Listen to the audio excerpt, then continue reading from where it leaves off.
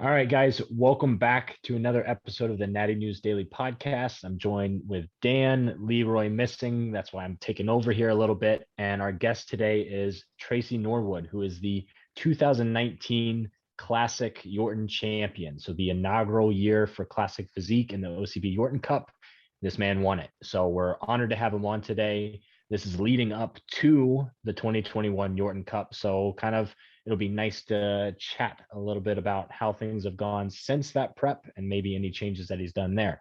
But Tracy, I want to turn it over to you for a second, Don't just so forget you can kind of that's introduce yourself. he's the Go reigning ahead. champ still, since there was no Yes. 2020. Still the Yeah. reigning Yeah. champ. So Reigning he's champ. Still on defending his top. title here. Oh So man, there's a lot of pressure, guys.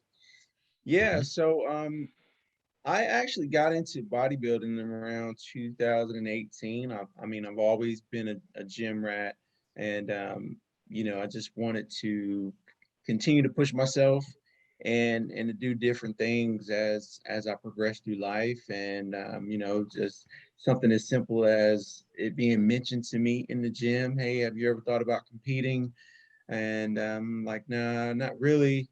And just kind of the seed was planted, so I decided to do a show.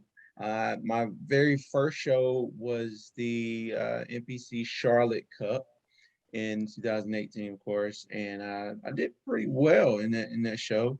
Brought a couple pieces of hardware home, and like a lot of novice, I kind of got addicted right there. So I did, two or three more shows that year, and then kind of learned about the OCB because, as I said on a previous interview, when I first got into bodybuilding, I didn't even know about the whole um, natural organizations. I thought everything was just one big platform.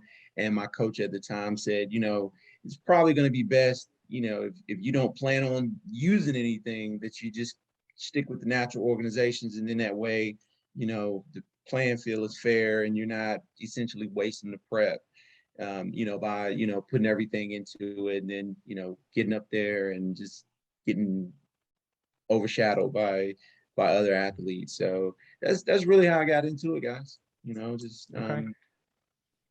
So I got a couple follow-ups just from that alone. One thing I want to point out, just if people missed over that, is you got into bodybuilding in 2018 and then won the Yorton Cup in 2019. So, I mean, you weren't messing around in the gym anyway. You kind of just stumbled into the sport and kind of refined the craft that you already had built on years and years, I'm sure, of, being in the Mhm. gym. Now, from looking at some of your posts, I saw, and correct me if I'm wrong here, you kind of compete around the 190s normally, right? Yes. Hmm. Yeah. So 190s as a natural is no joke. So, of this recent wave of top end natural competitors, we're seeing more and more of them actually go to the NPC to challenge themselves. And it's Hmm. funny that that's where you started, and that's where a lot of the naturals are now going. And with your weight and like your physique, I'd say Thank that you. you're probably one of them that could very successfully compete there. Do you see that as maybe the future, staying natural, but kind of following some of these other top tier guys back into the NPC? I don't know. Like I said, I always want to challenge myself. It's just that if I'm going to do a show, I really, really like to dig deep, and it takes a lot of time. And you know, kids are growing up; they're involved in things, and so it's just I'm just going to play it by ear. But I'm Mhm. not completely taking it off the table though, because I did do um, the Masters Nationals, and I came in 10th at that Mhm. time. So I'd love to see how I would do at this point, but I just don't know. I just don't know. Mhm.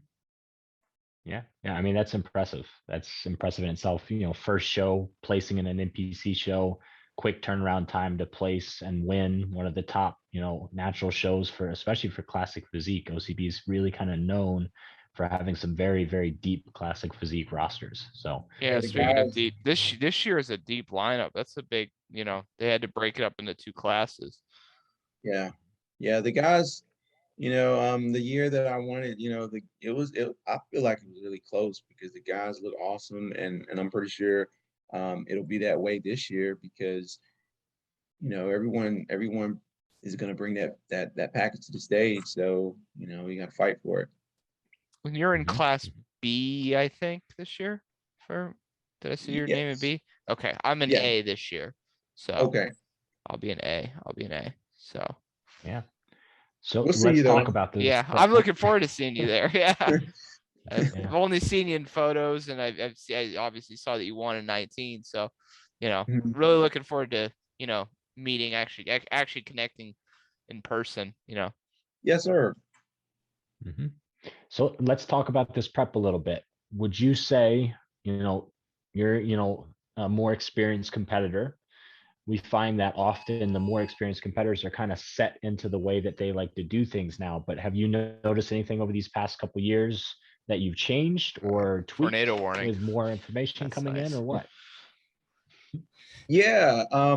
Just trying my best to train smarter. I mean, I still lift as heavy as I can, but I'm really focusing on good quality reps, slowing things down, focusing on recovery, not overdoing it on the cardio when it's unnecessary, only when it's absolutely necessary to kind of stretch it out. Um, Not getting too big when I'm not competing, because it's easy for me to do to just kind of go way overboard. I mean, it's easy for anyone to do, but I just feel like, I can smell food and just gain 10 pounds. So just being a lot more disciplined and just trying to train smarter Mhm. is the biggest thing, is the biggest progression for me. Yeah, yeah, absolutely. The a little bit more intent and a little bit more focus with the training, but also the dieting. That's Hmm. something I think that all of us probably could improve upon and often and do. Yeah, Dan, any input on that? A lot of times that diet side is the trickier part. The gym side is stuff that we tend to enjoy. That's the But fun part. Mhm. sorry, I've been a Yeah, little yeah, distracted. and There's a I legit tornado warning in my area, and I'm like, uh-oh. It doesn't Oh, seem that bad oh, here, but I'm just like, if yeah, it's for my area, so it's like get in the okay. all right, basement. But if it picks up here, yeah, anyways, if you got to get out of here, this could be an interesting podcast for it sure. could be a very interesting podcast. This Every could be our scene most script out of it. watched. So I happened upon a post of yours, Tracy, where you mentioned that 2020 might have actually been a very beneficial thing for you in terms of progress in your physique. Ended up being a little bit heavier with a little bit better conditioning. Let's touch on that a little bit because I think, if Leroy were here, he has very similar thoughts where he was planning on competing in 2020, myself as well. Took Mhm. that year and it kind of pulled us back a little bit and helped us, refocus a little bit and Right. maybe very positively impacted the physique that'll be brought in 2021 for him or 2022 and then 2021 for yourself. So how far out where it was the show canned, or did you can your plans, or maybe just give everyone a timeline of how things went, some context.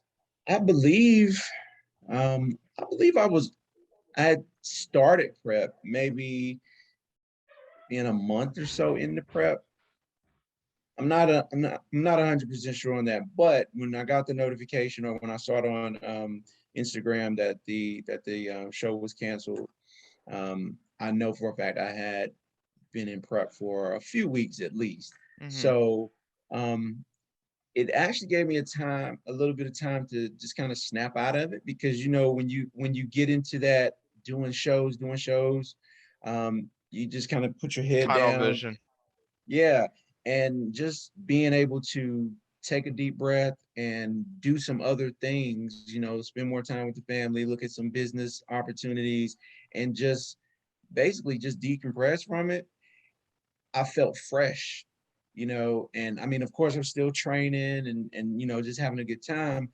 But then when it came time for this, it was like, let's get on. And it wasn't as draining. The prep didn't get draining until, maybe 3 weeks out. And then that's when it really started to, like, okay, here we go, you know? So I think that was the biggest thing. It just gave me some time to open up a little bit and not just be so, like you said, tunnel vision with it for a little while. Yeah, a little bit different perspective on things as well. We saw And that to put on myself, and to try to put on size, because Mhm. my goal, I wanted to try to be in the high 90s, because I've hit the stage. I've cut all the way down to 189 and then hit the stage at 193. And, just set a goal for myself. I want to hit the stage at least 196, 197, in really good shape. So that was most definitely time that I feel is was beneficial. Mhm. If you don't mind me asking, did you reach that goal? Is that going to be the probable stage weight for this upcoming show? Well, we're right there, but during your depletion week, numbers kind of get crazy. So, or your hell week, numbers kind of get crazy. So, we'll see. We'll see. We're getting the close though. Okay. You implied Are are you you? working with somebody? Was that your question, James? I was going to ask about his peaking strategy because I always love picking people's brains on that one because it's so different with so many different people. My peaking strategy is just basically, even though I help people, with nutritional guidance and different things like that, I feel that is very beneficial to have a coach because, Mhm. like my coach, of course, keeps me accountable. When we start to rationalize things in our mind, like, well, I can eat this because I've worked hard, I'm looking good. And then when you send in your pictures, it's like, okay, so we still lose here. We need to tighten this up. Let's, change this or let's change that. So even the top athletes who coach other athletes have coaches. So I am working with the coach to answer your question. Tremaine Johnson, 360, 360 imaging. He keeps me accountable, and our strategy is just basically, we just want to come in as lean and as tight as possible. And he and we really agree on there's no real magic right at the end. The goal is always to be in shape because if you're not in shape, it doesn't really matter what you try to do, during your peak week, so to speak. If you're not ready, you're not ready. So the goal is always to be ready at least 2, maybe 3 weeks out to the point where it's just fine tuning at the end. And then the day before, I mean, at least the 48 hours leading up to the show, I mean, we send a ton of pictures. I mean, after anything I put in my mouth, I'm sending pictures 45 minutes to an hour, 2 hours after and getting feedback. So, he really earns his money with me. And I'm pretty sure he does that with all his athletes. So that's it. You just look at the body, how it's changing, and I'm still figuring this out too because I hadn't been around that long. So he's still figuring it out. So he's learning my body, and I'm learning it also. So lots of pictures, and we try to make the least amount of adjustments possible, so that I'm just not walking around just in an irritable, angry state all the time. But you've got the Yeah. big thing there with getting in shape and not relying on the peak week to bring you into condition, which, yeah. Mhm. Yeah, I mean, because Yep. there is the school of thought out there. Like, I was just looking at a Mark Lobliner video the other day, and he said he doesn't really have a peak week. The thing is to be in shape and just make a couple changes, shortly out before the show. But if you're already in shape, why Yeah. mess it up? Yeah. Just a little filling out that can be all you need sometimes. Or Right. yeah, Mhm. that goes a Yeah. long Yeah. way. And I think one of the other big factors is you said, change as few things as possible, right? Control as many variables as possible. You Mm-hmm. don't want to spend months and months and months suffering and sacrificing and then just because someone else told you to or because it's habit or taboo and all these random things start throwing stuff into your diet or pulling things out of the diet or if you have a look that looks good, You're just trying to optimize that look. You're not trying to recreate your look at the end. So the Right. more things you throw in, that's more variables into the equation, and who knows what the outcome is going to be. So yeah, Right. certainly if you haven't tried some of these things, I don't encourage a lot of people to change too many things at all. And with a lot of my own personal clients, and I think Dan probably does something similar, we use a couple of the last refeeds if I'm doing refeeds with clients to mock peak them. That Right. way I know, like I've seen exactly what they look like on that Saturday. We'll do a refeed Friday or Thursday or what have you. And boom, like that's exactly what we're going to look like, except we'll be a pound or two leaner because it's going to be a couple pounds later. Hmm. So Right. yeah. And that's one of the biggest things that I see with clients is everyone wants a lot of adjustments. I guess they feel like they're doing something, but Hmm. if you can just keep it simple and the consistency and the work, I think that's the key to just to keep it as simple as possible because it's hard to mess it up if you do that. Hmm. Yeah, It's absolutely. very true. It's very true. And easier to Yeah. understand what's going on too, rather than throwing in a million different conflating variables that can just say, well, this happened, but I have no idea why because I changed 20 different things, you know? Mhm. Hmm. And Yeah, and with absolutely. and with and at the level that we're all competing, I mean, it's not like this is the 100% only thing that we're doing is just competing, doing bodybuilding shows, so keeping it simple, it allows you to stick with the sport too, because if you are constantly doing other things and you're trying to, always make these variables, then you're going to burn out somewhere, and Hmm. you don't you don't want to jeopardize everything else that you're working for something that you're doing once or twice a year is what I'm saying. I'm not taking Hmm. away from, the importance of, doing your best, but you're doing one or two shows a year and you're overcomplicating it. So you're creating this whole job and it doesn't really have to be that way. Yeah, yeah, absolutely. The worst thing that could happen is you come out the other end, you're finished competing, and you've burned all your bridges to get there, right? Right. Bodybuilding has to fit into your life, for the vast majority of people. There are some that, the full-time online coaches that I coach, I train people, I bodybuild, and that's it. And that's great. But that's not the majority of us. Most of us that do coach people still have a day job as well. So you have to be successful in that day job. You have to be present physically, but also mentally. And you have to be able to be, successful there to pay the bills, but also for your family as well. So that's a huge factor. Yeah, can't sacrifice everything just for some trophies and hardware. But when you're in prep, you get it in your mind that, it doesn't matter what's happening. I'm doing this show. And that's Hmm. why it's important to take breaks because Hmm. you will look up and have burnt a lot of bridges. Yeah, yeah, but also another huge factor in, like you said, having a coach too that can say, hey, you don't want to do that, or hey, you might want to rethink the way you're, saying this or doing that, and that keeps an objective eye on you mentally, psychologically, emotionally, but also physically. So yeah. Right. Hmm. Dan, any input? No, I mean, I appreciate the perspective. It's a wise perspective. Hmm. It's a mature perspective. And, you Hmm. know, um, Yeah, especially as and a that's man with coming a from a family. champion. Yeah. That's not. Yeah. Yeah, that's coming from the champ. So Hmm.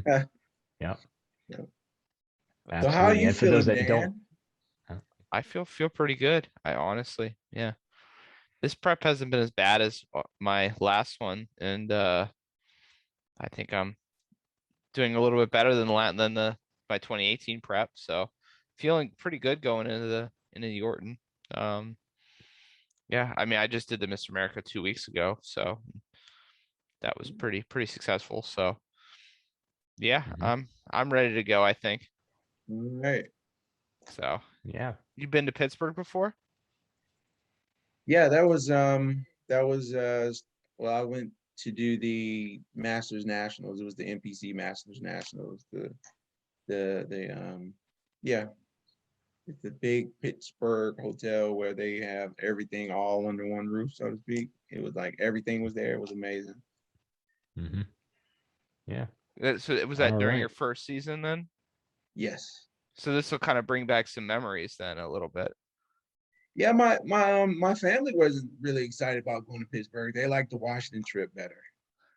That's what it was in Mhm. 19, right? Yeah. Yeah. Mhm. See, And I they, like the they Pittsburgh one because it's 25 minutes from my house, but oh, I bet so. yeah, But yeah, the kids they really like going to the Washington area because they was able to ride the subway. There were food trucks after the show everywhere, and so we just really had a good time. are they coming out for this one then too? Oh yeah, absolutely, Okay, absolutely. take them to Permanis. That's a For Manny, Permani Brothers. James okay. knows after the show. Fantastic Yeah. sandwiches. Pittsburgh has some good happenings as well. So hopefully they enjoy that. It's a little Okay. bit harder to get around if you don't Mhm. know the area because there's Oh, 1,001 bridges, but it's not a well organized city, the city itself, yeah, but yeah, but it I is a think beautiful I city think if you'll you're in the enjoy right it. spots for sure. And if you need Okay. Yeah. any recommendations on anything, yeah, let me know. But yeah, take the kids for Manny's. It's casual, great for kids. It's great food. So my So opinion. where can I I put get fries on sandwiches. spaghetti? What's that? Where Mm. can I get spaghetti? Spaghetti. Um, That's the only thing I'm craving now. I want spaghetti and meatballs spaghetti and after the show. meatballs. I know there's Yep. Lydia's in town. That's a little more expensive. That's a little higher end. That's a good Italian place. Uh, I'm trying to remember. Pittsburgh's not a huge, I would say huge It's Mm-mm. all right. That's all right. Italian. But I mean, you could definitely find them. But Oh yeah. Oh, I'm gonna find some spaghetti and meatballs after oh yeah, yeah, you'll the have no issue. Yeah, we yeah. did have used to have like, Title of the podcast episode. I'm gonna find the spaghetti and oh, meatballs. actually, I'm trying to think. There might be. I know that there's a Emporium was a meatball place. There's actually one in Wexford. There might be one in the city. Um, yeah, look up the Meatball Emporium or Meatball Emporium. I think. Okay. There was one in Wexford, which is where I live, like in the suburbs. But there might be one in town though that they specialize in. If I heard meatballs, and then that Yeah. clicked. So There you go. The keyword. that might be what you want to search for. That might be your search term is meatballs. So, Okay. and if you like if you're like pasta general and pierogies, there's pierogies in Pittsburgh. There's a Polish presence here, so I know that's not it's kind of a pasta potato dish, but Got you. pierogies are also quite big here as well. So Okay. Craig knows. Craig, if you're watching this. Yeah, we got the two guys deep into prep talking about food, so this could go quite deep here. James needs to jump in and cut this one off right Yeah, now. just like, oh, all right. Yeah. But yeah, just to kind of wrap things up. One, if you have any closing thoughts, Tracy, kind of just for again, I come back to this a lot. Our younger listeners, the guys newer into bodybuilding, what's like that one gym that you like to leave them with? And then after that, let's hear where people can find you if they wanted to contact you for coaching or just following your journey. Okay. So for the younger guys, I would most definitely say if you're thinking about stepping on stage or just really serious about the gym, find a mentor, find a coach. And the first time they try to push something on you, step away from it and just make sure that you give yourself an opportunity to push your natural capabilities, your natural genetics as far as you can before you even consider doing something like that. I'm not saying to ever do it, but before even considering, just push yourself and become as disciplined as possible. Um, Mhm. I would say never do it. I would say I'm telling people never to do that, but I try to stay sensitive because everyone has a personal choice, and it doesn't make them a bad person if they do it. I'm just from a healthcare standpoint, there's a lot of risk involved. So um, just see how far you can discipline yourself. That's the thing. The discipline is going to take you further than any enhancement because even if you do that, if you don't have discipline, you're still not going to get the results you want, and you're going to essentially be in the same spot. Mm-hmm. So just seek the discipline, enjoy the journey. And I like it. it. Yeah. So, and if people want to follow me, it's Dr. Taz Gaines on IG, Classic Wellness and Fitness on IG. I do a lot of nutritional guidance. I am working with different providers in the community. I do a lot with people that are going for bariatric surgery and they need to lose that last 20 or 30 pounds before they qualify for the surgery. So I'm working with people on that. I'm really pushing for the guys in their 30s to get back in the game, don't give up. So I work with, individuals that's trying to, kind of transform that dad bod. And so hit me up on IG. I'll be glad to work with you. It's my passion. It's something that I do every single day because I don't know if I mentioned, I am a family nurse practitioner. I work in primary care. And I'm always asking people to send their weight loss patients to me before they start prescribing medications because I am the natural weight loss guy. So that's what I do. All right. There we go. Living it on both ends, career and sports side of it. That's what we love to see. Cool, champ. All right. Glad to get you on. Thank you. Absolutely. Thank you for your time. And actually, both Dan and I will be seeing you in a couple days at the Yorton. I'll be backstage there with them. So, James is coming in, having a sleepover here. And then, we'll both see you on Sunday. Okay, well, sounds good. I really appreciate you guys asking me to be on the show. That's absolutely awesome. I look forward to seeing you guys on Sunday. Thank you for taking the time. It's been an honor having you. And for all of our viewers, thank you again for tuning in. For all three of us, we wouldn't be doing this if we didn't have the subscribers, if we didn't have the support, and we're just trying to grow the sport of natural bodybuilding, which means we need you guys to like, follow, subscribe, share, all those, things that social media needs us to do. Let's try and get Natty News Daily to 10K within the year. Let's make it happen.